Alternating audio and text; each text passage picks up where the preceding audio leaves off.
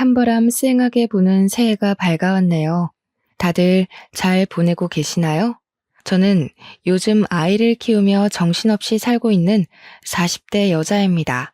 몇 년 전 제 인생에 다시 없을 큰 사건을 겪고 난 뒤 일부러 더 바쁘게 살기 위해 노력하는 중입니다. 남들에게 우습게 보이지 않기 위해서 제 일에 더 열정을 쏟아붓고 있어요. 저에게 어떤 사건이 있었는지 궁금하시죠? 남들이 들으면 속이 시원할 이야기이지만 저에게는 상처였던 이야기인지라 이렇게 익명의 힘을 빌려봅니다. 그럼 지금부터 제 이야기를 한번 시작해 보도록 하겠습니다. 제 남편은 남동생이 하나 있습니다. 도련님이 어릴 적에 어머니께서 사고를 당해 돌아가시고 시부 혼자 남편과 도련님을 키워내셨다고 했어요. 그러다 보니 엄마의 손길이 필요한 시점에 남편이 나서서 도련님을 돌보면서 지냈다고 했습니다. 하지만 나이 차가 아무리 많이 나는 동생이라고 해도 남편도 어린애인데 얼마나 엄마처럼 잘 돌볼 수 있었을까요? 남자 셋이서 살다 보니 가사도 엉망진창이고 세심하게 챙겨줄 사람이 없다 보니 도련님이 학창 시절에 많이 엇나가고 그랬었다네요. 더군다나 시모가 사고를 당한 일도 도련님이 어릴 때 과자가 먹고 싶다고 울고불고 조르는 바람에 시모가 빨리 가서 사온다고 서두르며 집을 나섰다가 사고를 당한 것이었어요. 그래서 남편은 도련님한테 마음의 유감이 상당히 많았던 터라 아무리 챙긴다고 챙겨도 속 안에서 끓어오르는 거부감을 숨길 수 없었던 부분도 있었겠죠. 남편은 후에 그 일을 많이 후회했어요. 그래도 가족인데 다 잊고 받아줬어야 했는데 자기 속이 좁아서 친해질 생각을 못했다고요. 게다가 성인이 된 이후에는 남편이 먼저 손을 내밀기도 어려웠다고 했어요. 대학생인 도련님도 30이 넘은 남편에게 손을 내밀기란 쉽지 않은 결정이겠죠. 어머니의 죽음에 관한 부채감이 남아 있었을 테니까요. 시부는 뭘 했는지 궁금하시죠? 시부는 아무것도 하지 않는 방관자였습니다. 어쨌든 서로는 여기까지 하고 저와 남편의 나이가 32살이었을 때 결혼을 했어요. 그 당시에 도련님의 나이는 딱 21살이었습니다. 저희가 결혼식을 올리기 무섭게 시부가 무책임하게 도련님도 다 컸으니까 본인도 본인 하고 싶은 거 하면서 살고 싶다고 제주도에 작은 집을 구해 내려가셨어요. 자연을 즐기면서 낚시나 하면서 그렇게 노후를 보내고 싶다며 다 버리고 떠나신 거죠. 도련님이 아무리 21살이라고 해도 돈도 없이 어떻게 혼자 대학을 다니면서 살 수 있겠어요. 원래 시부와 남편 도련님이 살던 집을 시부가 내려간 뒤 신혼집으로 꾸미기로 결정이 되어 있었고 도련님도 저희와 함께 더부살이를 하게 되었습니다. 결혼 신혼부부와 함께 살게 된 도련님은 괜히 눈치가 보인 건지 뭔지 2학년을 모두 마친 뒤 군대에 가기로 결정해 놓고는 1학기가 끝나자마자 군대에 입대를 했어요. 저는 마음이 너무너무 불편했죠. 도련님이 눈치 보면서 살 입장은 아닌데 괜히 우리 부부 때문에 군대에 가기로 한 것 같아서요. 하지만 남편은 대면대면하게 굴고 신경 쓰지 않았어요. 고래 싸움에 새우등 터진다는 말처럼 괜히 저만 가운데에서 눈칫밥을 먹으면서 살았죠. 근데 군대에 간 도련님이 또 짠하고 마음 아픈 거예요. 형이라고 하나 있는 건 군대에 간 도련님 신경도 쓰지 않고 시부는 제주도에 있으니 면회 갈 생각도 전혀 없고요. 그게 하나둘 쌓이다 보니까 제가 더 이상은 못 참겠더라고요. 그래서 주말마다 면회를 다니기 시작했습니다. 저희 남편은 뭐하고 저 혼자 면회를 다니기 시작했는지도 궁금하시죠? 저희 남편 직업이 건물을 지을 때 꼭 필요한 건물 안정 기술사예요. 건물 짓는 동안 뭐 부자재를 나른다거나 시멘트를 바르는 직업은 아니지만 건물을 지을 때 필수적으로 이름이 올라가야 하는 직업이죠. 현장에서 하는 거 없이 도면 보고 관리 감독 살짝 해주고 커피 마시면서 유튜브나 보면서 오면 된다고 아주 편하다고 했는데 뭐 실상은 어떨지 잘 모르겠지만요. 근데 이게 기술사라는 직함이 붙다 보니 연봉은 또 어마어마하게 좋은 직업이에요. 물론 시험이 그만큼 어렵고 경력도 꽉꽉 채워야만 해서 시험을 보는 사람은 많아도 합격이 어렵기도 하고요.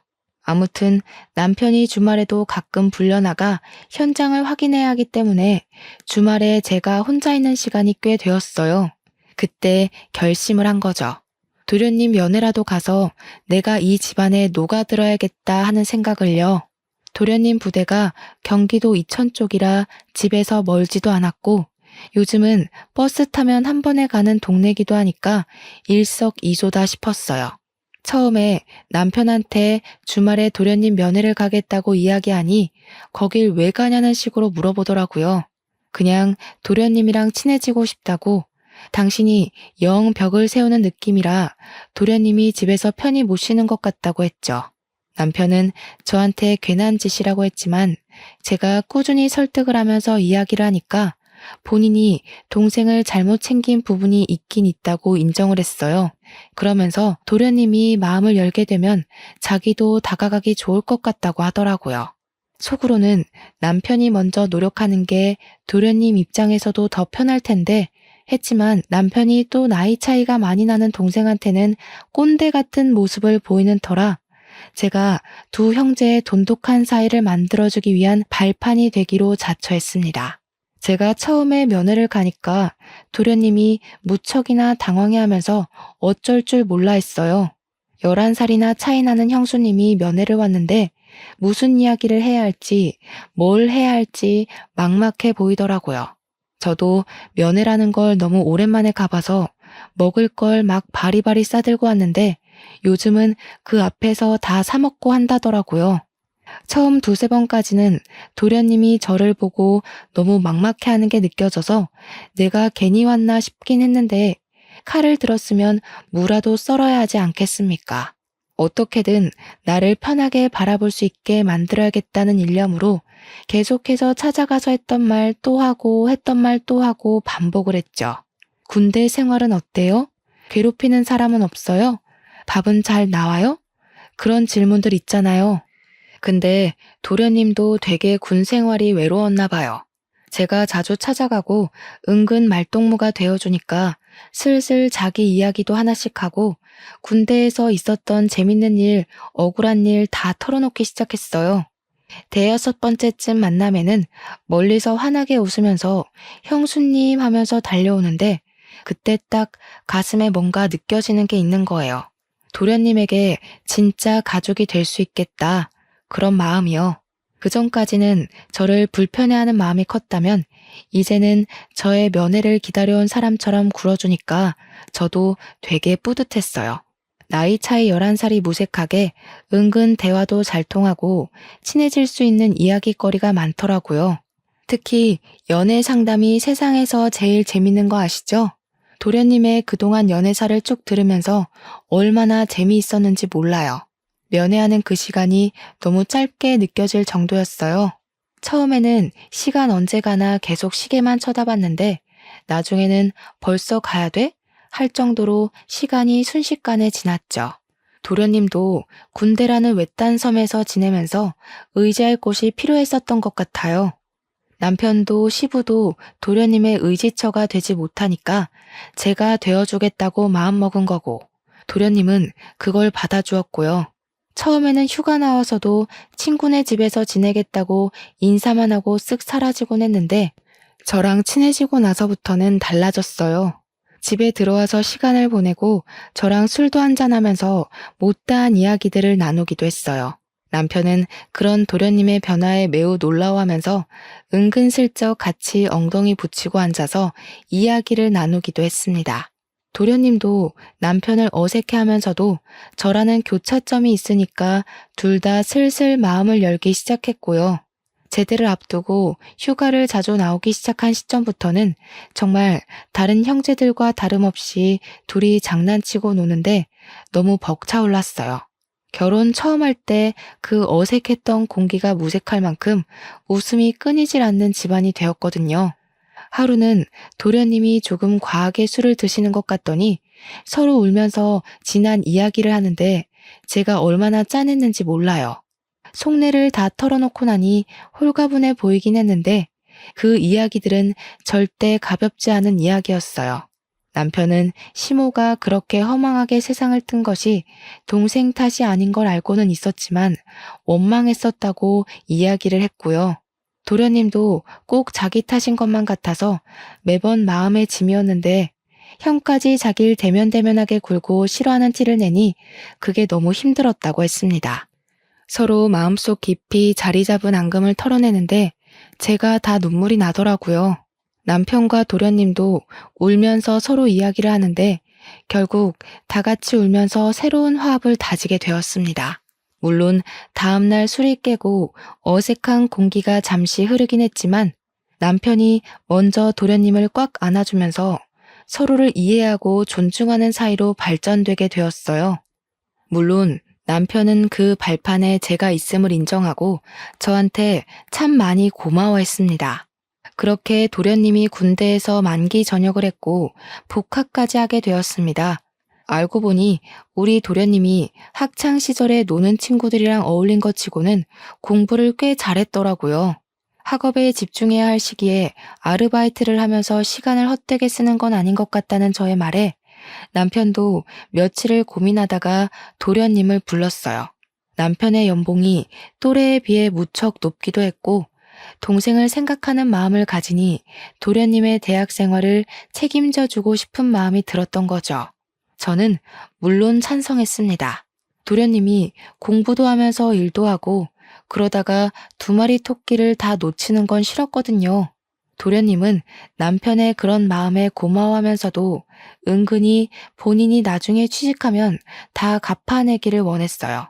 하지만 남편은 딱 잘라서 동생을 위해 이 정도 돈은 쓸 수 있다며 걱정하지 말고 학업에 집중하라고 이야기를 했습니다. 저도 웹디자이너로 일을 하고 있었기에 상대적으로 여유가 있었어요. 물론 어느 회사에 취직해서 고정적인 월급을 받으며 일하는 게 아니라 프리랜서로 일하면서 건당 얼마씩 가격을 책정받아 재택근무를 하는 처지라 매달 고정적인 수입이 있다기보단 들쑥날쑥한 처지긴 했어도 그래도 중소기업에 다니는 웹 디자이너들 가까이 돈을 벌었거든요. 집에서 도련님을 챙기면서 금전적으로 도움도 줄 수 있으니 가족들 사이는 점점 끈끈해졌죠. 그러다가 제가 드디어 임신을 하게 되었습니다. 제 임신 소식을 남편이 제일 먼저 알긴 했지만 남편보다 도련님이 훨씬 더 좋아하셨던 것 같아요. 눈물을 글썽거리면서 드디어 조카가 생긴다고 조카를 위해서 뭐든 다 해줄 수 있다며 저를 얼싸안고 기뻐했죠. 그 모습을 보던 남편이 누가 남편인지 헷갈린다며 헛웃음을 칠 정도였습니다. 저는 남편과 도련님의 극진한 대접을 받으면서 임신 기간을 보낼 수 있었습니다. 제가 남편이 살던 집에서 신혼집을 꾸미게 되면서 딱 한 가지 그동안 마음에 걸렸던 게 있었어요. 그게 바로 방의 크기였습니다. 시부가 쓰던 안방을 리모델링하면서 저희 부부가 쓰게 되었고 두 번째로 큰 방이 남편 방이었는데 그걸 남편이 서재로 이용하고 있었거든요. 도련님은 제일 작은 방을 사용하고 있었는데 그 방 크기가 좀 창고처럼 작은 크기였었어요. 아무래도 남자고 공부도 하는 학생인데 방 크기가 너무 작아서 고민이었거든요. 그동안은 군대에서 생활하느라 집에 붙어 있을 시간이 별로 없어서 괜찮겠거니 했지만 이제 복학도 했고 집에서 보내는 시간이 많은데 방이 너무 작더라고요. 남편은 서재로 쓰던 본인의 방을 정리하고 아기 방으로 꾸미자고 했어요. 저는 남편에게 도련님이 졸업하고 취업 준비까지 하려면 제일 작은 방에서 생활하는 게 너무 불편할 것 같다고 운을 뗐습니다. 어차피 아기가 클 때까지는 안방에서 같이 자고 생활할 테니까 이참에 도련님 방을 바꿔주는 게 어떻겠냐고 했어요. 남편도 그 생각은 차마 못했었다며 저에게 바꿔주는 게 좋을 것 같다고 했고 허락이 떨어지자마자 도련님에게 방을 바꾸자고 했습니다. 그동안 티를 안 냈던 건지 큰 방으로 옮겨준다고 하니까 엄청 좋아하더라고요. 도련님 취미가 피규어를 모으고 도색하는 거였는데 드디어 장식장을 넣을 공간이 생겼다면서 좋아했어요. 아주 소소한 부분인데 기뻐해주니까 저와 남편도 덩달아 기분이 좋아지더군요. 그럴 때 보면 정말 어리구나 하는 게 느껴지던 우리 도련님이 글쎄 제가 임신했다고 조카 선물도 챙겨주고 싶다고 몰래 과외 알바를 한 거예요. 나름 서울에 있는 상위권 대학이라 그런지 아르바이트 자리가 꽤 있었다면서 몇 개월을 틈틈이 모아서 저에게 선물을 안겨준 거죠. 남편에게도 받아본 적 없는 작은 명품백이었어요. 저는 로고를 보고 너무 놀라서 이거 못 받는다고 환불해오라고 했지만 도련님은 강경하게 꼭 형수님이 들어줬으면 좋겠다고 했어요. 그러고는 아이 키울 때 필수품이라고 인터넷에서 검색해서 사왔다며 젖병 소독기랑 우리 아이가 입을 내복까지 준비했더라고요. 저한테 필수품 사줘서 고맙죠? 하면서 해실거리면서 웃는데 어디서 이런 복덩어리 도련님을 만난 건지 너무 고마웠습니다. 우리 남편도 차마 생각하지 못했던 부분이라면서 깜짝 놀라서 도련님한테 엄지척 해주더라고요. 우리 남편이 그런 센스를 좀 본받았으면 하는 부분에 도련님 보고 잘 따라하라고 저는 옆구리를 찔렀고요. 그 가방이 너무 예쁘고 소중해서 다를까봐 아까운 마음에 제대로 들고 다니지도 못했네요. 방 한가운데 걸어놓고 고사 지내듯이 내 소중한 명품백 하고 있으니 남편이 보다 못해서 막 들고 다니라고 가방을 하나 더 사줬어요. 우리 도련님 덕에 결혼한 지 몇 년 만에 남편한테서 명품백도 선물 받아본 거죠.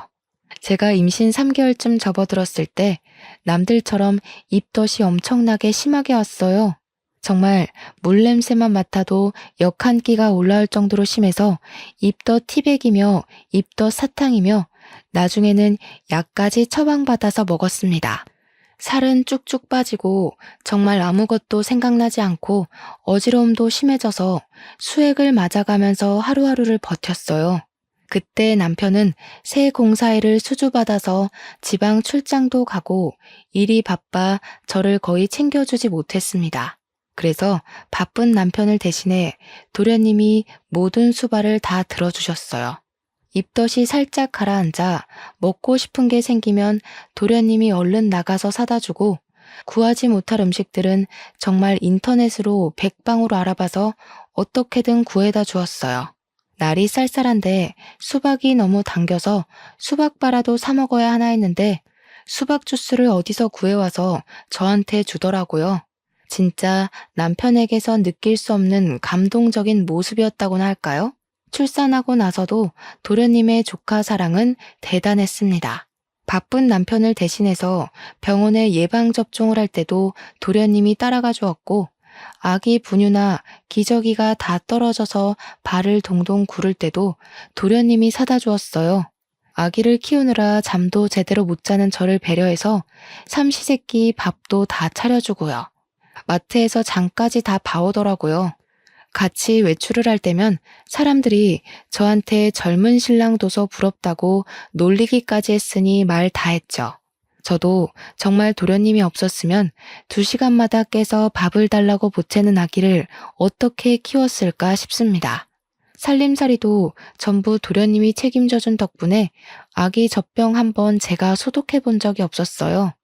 다행히 도련님의 기말고사가 끝나고 종강을 한 시점이라 24시간 붙어서 조카를 같이 봐주는데 너무 고마웠습니다. 그 나이대 남자가 육아에 대해 뭘 알겠어요. 혹여라도 조카한테 피해가 가면 안 된다고 제 육아 서적까지 빌려다가 보면서 공부를 하는데 진짜 도련님이 누구랑 결혼할지 너무 부러웠습니다. 도련님의 방학이 끝나고 나서는 시부가 간간히 올라와 아이를 봐주고 친정에서도 많이 도와주었어요. 100일이 지나고 나니까 아기가 잠도 더 오래 자고 보채는 것도 많이 줄어서 육아에 점점 능숙해졌죠. 그렇게 우리 도련님이 대학 공부를 마치고 졸업하는 시기가 왔습니다. 졸업식 날은 함께 보내야 되지 않겠냐며 시부가 서울에 올라오셨는데 얼굴이 많이 상하셨더라고요. 제주도 가서 자연과 함께 자유로운 생활을 즐긴다고 하셔놓고 왜 이렇게 얼굴이 상하셨냐고 물었더니 그저 씁쓸하게 웃으셨습니다. 저는 오랜만에 본 시부를 대접하고자 산의 진미 제주도에서 많이 드셨겠지만 서울산도 드셔보라며 진수성찬을 준비했어요. 도련님이고 남편이고 아이 키우느라 바쁜데 별걸 다 한다고 은근 타박하는 말을 하면서도 차려진 음식을 정신없이 먹더라고요. 근데 정작 우리 시부가 음식을 제대로 드시지 못하시는 겁니다. 그래서 왜 이렇게 못 드시냐고 속상하다고 했죠. 그제야 시부가 할 말이 있다면서 사실 몸이 좀 안 좋다고 이야기를 하시는데 너무나도 충격적이었어요. 남편도 도련님도 입을 떡 벌린 채 시부가 하는 이야기만 듣고 있었습니다. 살아갈 날이 얼마 안 남은 것 같다면서 그래도 손주는 보고 갈 수 있으니 얼마나 다행이냐고 웃으시는데 눈물이 왈칵 쏟아질 것 같았어요. 제 손을 꼭 잡으시면서 며느리 덕분에 아들들이 사이좋게 지내는 모습 마지막으로 눈에 담고 갈 수 있다며 그동안 마누라 잃은 슬픔에 아들들도 제대로 챙기지 못했다고 저한테 고생했다고 하시는데 눈물바다가 되더라고요. 너무 행복하게 살고 있었는데 갑자기 병으로 아프시다고 하니 가족들이 무슨 이야기를 할 수 있겠습니까? 서울에 올라오신 이유도 물론 도련님의 졸업식을 보기 위해서였지만 요양병원에 들어가시려고 오신 거였습니다. 시부는 위암 말기라고 했어요. 위암은 생존율이 높은 병이지만 이미 손 쓸 수 없는 시기에 접어들었다며 암 환자들이 모여있는 요양병원에 대기를 해두셨대요. 자리가 났다는 말에 제주도 생활을 빠르게 정리하고 올라오신 거더라고요. 시부는 일주일 뒤 요양병원에 입원을 하셨고 서울 근교에 교통편도 잘 되어 있는 곳이라 저는 간간히 시부의 간병을 하러 요양병원으로 향했습니다. 애 키우는 것도 벅찼지만 시부에게 아이를 더 많이 보여드리고 화목한 가정을 보여드리고 싶었어요. 남편도 도련님도 저에게 늘 고마워하는 마음을 지니고 있었습니다. 아기 업고 다니면서 시부 병간호를 하고 하지만 제 마음과 달리 시부는 오래 견디지 못하셨고 6개월을 넘기지 못하시고 돌아가셨습니다. 우리 아기 나이가 고작 3살밖에 되지 않았을 때였어요. 시부 재산이 많진 않았지만 은근히 알짜배기셨더라고요. 남편하고 도련님이 뚝 잘라서 반씩 나눠가지고 제주도에 작은 땅이 하나 있다고 해서 그 땅을 정리할 겸 다 같이 제주도 여행을 떠났습니다. 그런데 그 땅에 빽빽하게 나무가 심어져 있더라고요. 이 나무를 어떻게 처리하지 하고 있었는데 알고 보니 그 나무가 조경에 많이 쓰이는 나무고 부르는 게 값인 나무였어요. 땅값보다 몇 배나 더 비싼 나무였던 거죠. 빽빽하게 심어진 나무를 팔고 나니까 억 단위 돈이 생기더라고요. 그 돈이 통장에 찍힌 걸 보고 남편이랑 도련님이랑 저랑 셋이 얼마나 얼떨떨했는지 몰라요. 도련님은 2년이 조금 안 되는 시간 동안 취업 준비를 해서 대기업에 당당하게 입사를 했어요. 원래도 공부를 잘하고 또 나름 좋은 대학을 나왔으니까 대기업에 입사하는 게 당연하다고 생각은 했지만 도련님의 노력 없이는 힘든 일이었죠. 그런데 제가 모르던 사실이 있었던 거죠. 도련님이 직장 내에서 나름 인기도 좋고 서글서글하니 굳은 일도 잘하는 타입이었는데 그걸 시기 질투하던 무리가 있었던 겁니다. 하필 그 무리가 프로젝트에서 좋은 성과를 따냈고 도련님을 슬슬 무시하기 시작하면서 직장 내 괴롭힘이 시작된 거예요. 도련님이 어느 날부터 살도 너무 빠지고 원형 탈모가 생길 정도로 괴로워하더라고요. 남편은 그런 도련님에게 어딜 가든 너를 좋아하는 사람만 존재할 수 없다고 버텨내라고 했지만 저는 그런 도련님을 차마 지켜만 보기 너무 힘들었어요. 도련님에게 버티는 게 능사는 아니다. 버티면서까지 대기업이 꼭 좋은 모습만 있는 건 아니지 않냐고 은근슬쩍 자격증 이야기를 꺼냈습니다. 남편처럼 기사 자격증을 따서 일을 하다가 기술사 자격증까지 노려보는 건 어떻겠냐고요. 기술사를 따려면 아무래도 기사 경력이 인정되어야 하기 때문에 시간이 걸릴 순 있지만 결과적으로는 괜찮은 직업 아니냐고 했죠.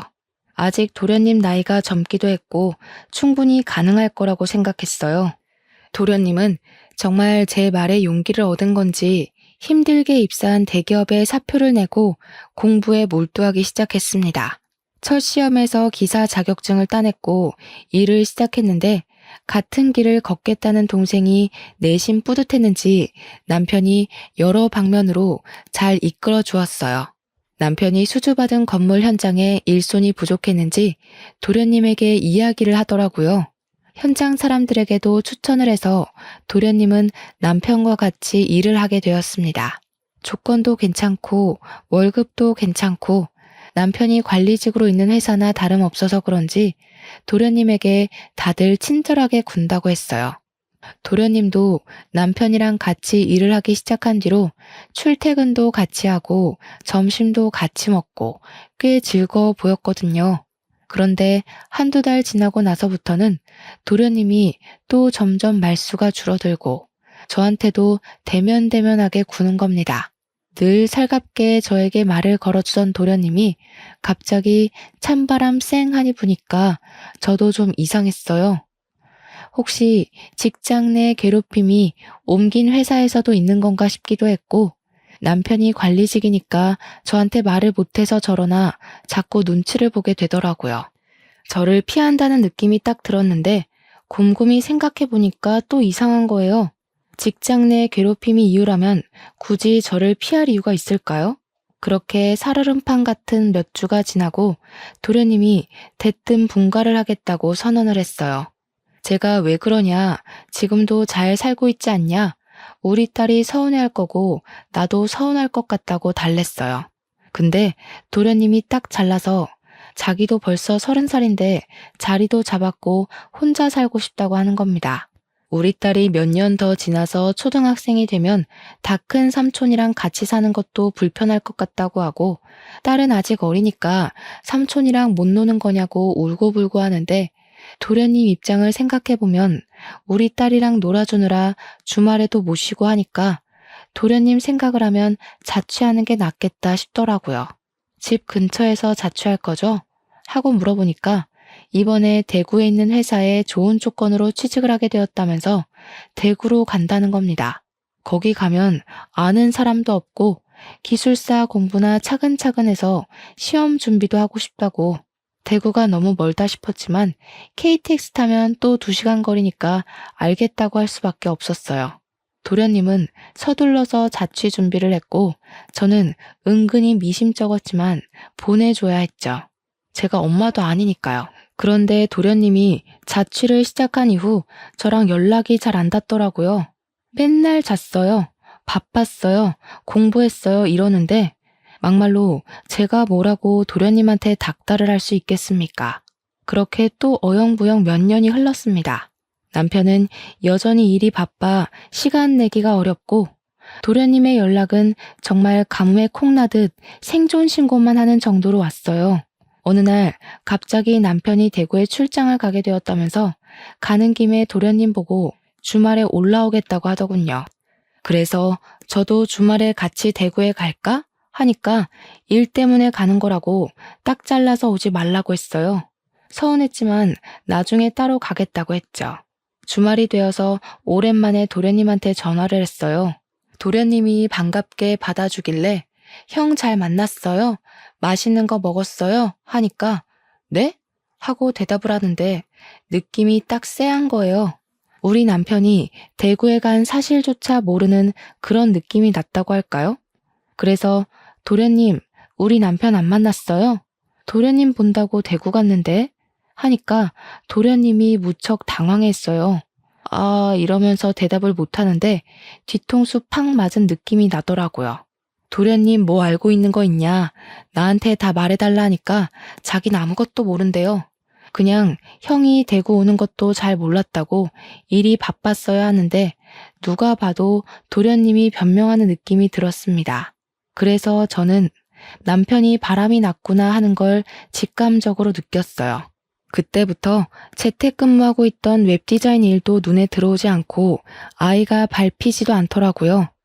그래서 일단 남편이 집으로 돌아오고 뻗어서 자는 동안 남편의 휴대폰을 뒤지기 시작했습니다. 그런데 너무 깔끔하게 다 삭제가 되어 있더라고요. 문자며 카톡이며 SNS며 있는 게 하나도 없더라고요.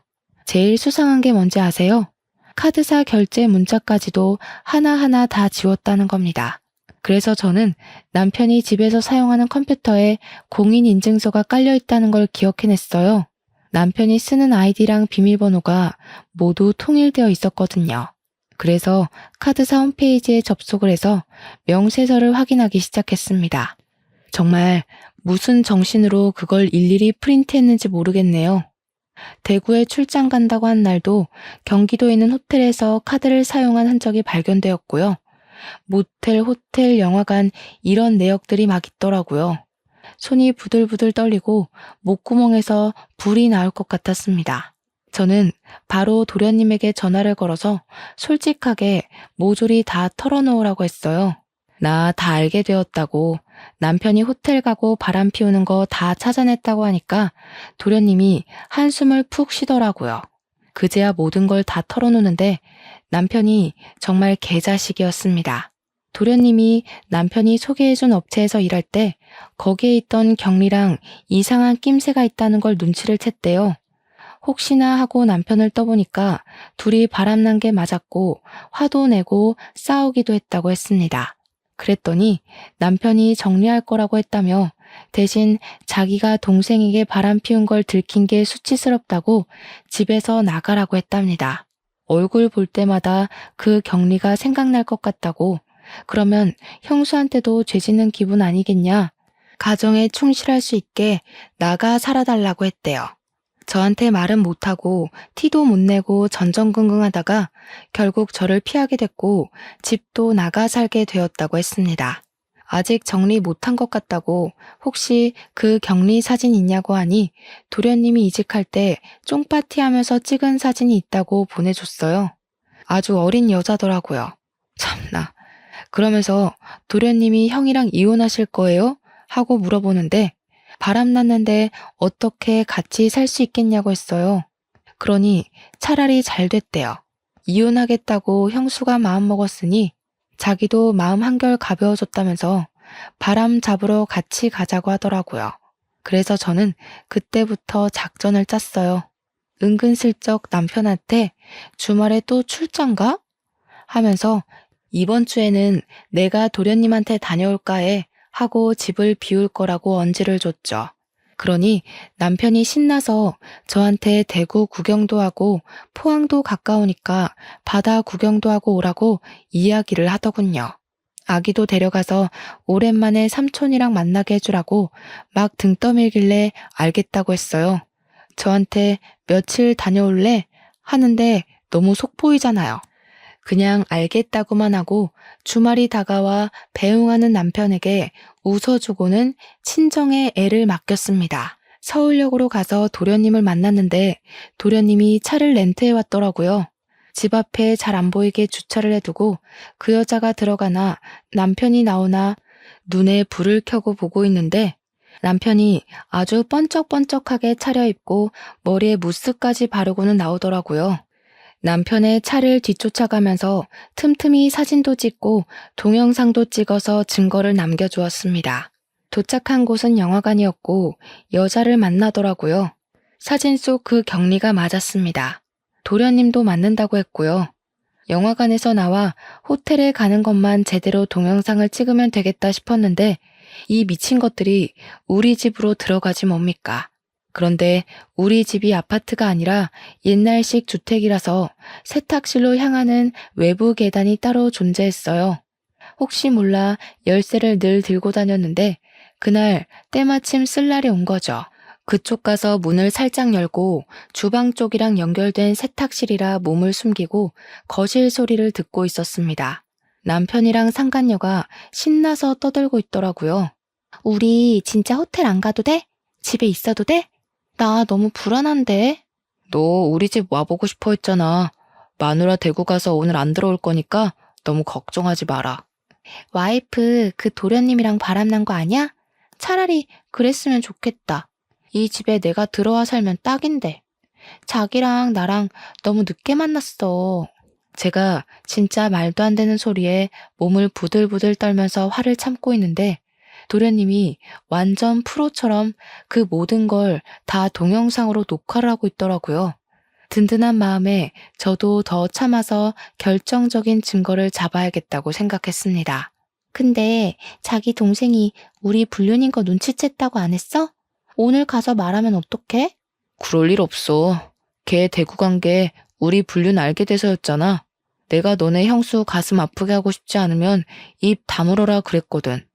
너랑 정리할 거니까 시간도 좀 줘라. 대구 가서 살아라 하니까 군소리 없이 가더라. 병신. 근데 왜 그렇게 자기 말을 잘 듣는 거야? 뭐 죄진 거 있어? 내 동생이 우리 엄마 잡아먹었거든. 엄마 죽고 그 부채감이 남아있겠지 뭐. 이미 예전 일이라 신경도 안 쓰는데 혼자 눈치 보는 게 좀 편하게 이용해 먹기 쉬워서 내버려 뒀지. 거기다가 지 형수한테는 또 끔찍하게 잘해요. 그 말에 도련님 얼굴이 시퍼렇게 질리면서 정말 부들부들 하는데 바람난 남편은 제 남편인데 상처는 도련님이 다 받는 느낌이었습니다. 우리 도련님 불쌍해서 눈물 날 것 같고 제가 결국엔 못 참고 뛰쳐나갔습니다. 야, 이 망할 것들아. 제가 소리를 지르면서 달려가자 남편이랑 상간녀랑 둘 다 으악하면서 귀신 본 것처럼 놀래는데 도련님이 뒤따라 나오면서 동영상을 계속 찍고 있었어요. 남편은 놀래서 이게 다 무슨 짓이냐고 오히려 소리를 치는데 제가 콧방귀를 끼면서 말했죠. 무슨 짓은 너네들이 하고 있는 거 아니니? 이 후레자식이야. 어디 이딴 추잡한 짓은 다 하면서 애먼 사람 마음을 들먹여서 협박을 해. 그러면서 제가 다 쳐죽일 년놈들이라고 소리를 지르며 잡히는 대로 물건을 막 집어던지기 시작했습니다. 남편은 그 와중에 저한테 진정하라는 둥 말도 안 되는 소리를 짓거리고 있고 상간녀는 슬금슬금 눈치 보면서 현관문 쪽으로 가더군요. 시부가 남겨준 집에서 가족 사진이 저기 떡하니 걸려있는데도 바람이 피고 싶은 건지 아니면 바람을 피우고 있기 때문에 눈에 보이는 게 없는 건지 정말 저는 남편에게 이 집에서 전현이랑 뭘 하려고 했냐고 막 추궁했어요. 남편이랑 상간녀 둘 다 아무 말도 못하고 뻘뻘 땀만 흘리고 있더라고요. 정신 나간 것들. 다 죽어서 지옥에나 떨어지라고 저주를 막 퍼붓고 실성한 사람처럼 고래고래 소리를 질러댔죠. 그러니 도련님이 저를 딱 붙잡더라고요. 형수님, 증거 다 모았어요. 걱정 마시고 너무 화내지 마세요. 제가 진짜 우리 도련님 없었으면 어쩔 뻔했어요. 하나뿐인 형이라고는 저 모양 저 꼴로 살고 있고 남편은 동생의 죄책감 교묘하게 이용해서 바람을 피우는 게 말입니까 정말? 현관문 앞에 서서 눈치만 보고 있던 상간녀는 제가 당장 꺼지라고 집 나가라고 소리를 치자마자 불이 나게 도망을 쳤습니다. 남편도 뒤따라서 나가려고 하는데 도련님이 목덜미를 콱 잡더라고요. 아니, 형 집은 여긴데 형이 가긴 어딜 가? 그러자 남편이 막 제 눈치를 보고 도련님 눈치를 보고 아무 말도 못하고 하는데 도련님이 카메라를 남편에게 쓱 들이밀었어요. 이때다 싶어서 제가 이혼 합의하자고 동생 남길 거니까 카메라에 대고 대답하라고 윽박을 질렀습니다. 위기를 어떻게든 모면하고자 한 남편은 제가 시키는 대로 따라했습니다. 양육비는 매달 200만 원씩 주겠습니다. 이 집 팔아서 반반 나누겠습니다. 팔지 않을 시 시세의 반을 주겠습니다. 상간녀랑 정리하기 전까지는 이혼을 해도 면접 교섭권 자격이 없다는 걸 인지하겠습니다. 남편에겐 매우 불리한 내용이긴 하지만 사회적 지위라는 게 있는 남편은 제 말을 곧이곧대로 따라해 주었죠. 저는 다음날 도련님과 함께 이혼 전문 변호사를 찾아갔습니다. 도련님이 똑부러지게 동영상의 남편의 육성으로 이름, 나이, 주소, 주민번호 이런 것들을 다 말하게 시킨 덕분에 법적 효력을 인정받았습니다. 동영상 증거가 이혼에 아주 유리하게 작용했고 재산 분할 소송도 당연히 걸었습니다. 변호사가 이혼 전문 변호사라더니 정말 똑부러지게 일을 잘하더라고요. 상간녀 소송까지 걸어서 합의금 두둑하게 받자고 하시길래 변호사님 믿고 소송을 걸었습니다. 상간녀 소송에서 승소하고 합의금 3천만 원을 챙긴 저는 이대로 끝낼 수 없다는 오기가 생겼어요. 그래서 상간녀 동네에 플랜카드 현수막을 만들어 걸었습니다. CC동 유명 상간녀 김모 씨 딸, 평생 수치심에 찌들어 살아라 하면서 아파트 입구에다가 걸어놓았고요. 상간녀 사는 동 우편함에 일일이 상간녀 소송 걸린 거, 제가 이긴 거 쫙 프린트에다가 넣어두었습니다. 상간녀도 악에 바쳤는지 뭔지 저를 명예훼손으로 소송을 걸었더라고요. 그래서 저는 모든 걸 인정하고 반성한다는 거짓말로 벌금형으로 마무리했습니다. 벌금 100만 원에 속에 사이다 콸콸 쏟아부었으면 남는 장사 아닌가요? 남편과 이혼 소송은 집 반값을 통장으로 받고 위자료도 나무 팔았던 돈을 가지는 걸로 끝냈습니다. 남편이 그 돈 한 푼도 안 쓰고 내버려뒀더라고요. 시부가 주는 돈이다 생각하고 제가 챙기게 된 거죠. 양육비는 아쉽게도 200만 원까지는 받을 수 없었지만 120만 원에 합의를 하게 되었습니다. 당연하게도 남편과 도련님은 절연을 하게 되었어요. 남편이 추후에 어떻게 저를 도와 그런 발칙한 짓을 할 수 있냐며 도련님한테 욕을 엄청나게 했대요. 찾아와서 때리는 신용도 하고 눈에 띄면 뭐 발목을 분질러 버리겠다는 둥 저열한 협박은 다 했더라고요. 물론 도련님은 그 모든 통화 녹음본을 들고 경찰을 찾아가 접근 금지 신청도 냈고요. 결국 대구 생활도 청산하고 우리 친정집 근처로 이사를 오게 되었습니다. 저와 남편과 살던 집에서 모든 짐을 정리하고 친정에 들어와 살게 되었거든요. 이혼하고 돌아간 게 너무나도 면목 없고 죄송스럽지만 육아를 도와줄 수 있는 손길이 필요하긴 해서 어쩔 수 없이 결정했습니다.